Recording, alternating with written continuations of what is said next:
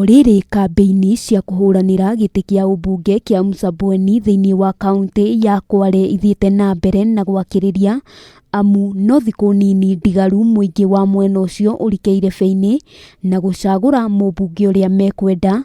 Muhuraniri Faisal ni ateterithitie muingi wa wadi ya Ukunda mamucagure ta mubunge gicigo-ini kiu, akiuga ethukia ni araigua no ahote kurugamirira muingi wa Msambweni na njira njega. Tuchukulia sisi kimakosa muda mrefu. Giti kiu giatigirwo theri thutha wa uria wari mubunge wa Msambweni Sulaiman Dori gukua kumana na ndwari ya kansa.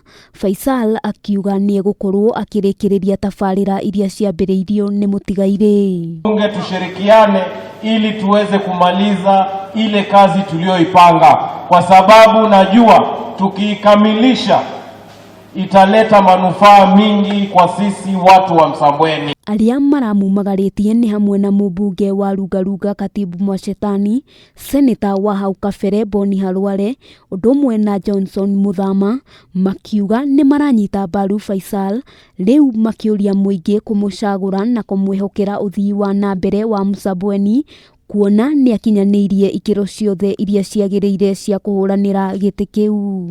Wakenya wanataka viongozi ambao wataweka miradi ya kuwainua, to empower them. Mnataka mwelekeo ni sasa, sio kesho. Amueni mpigie huyu kijana kura.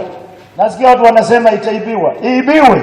Githurano giki gitanyitwo gutabanio tariki 15 mweri turorete wa Dithemba, na ni thutha wa gutiririo mweri wa kana kumana na murimu wa COVID-19.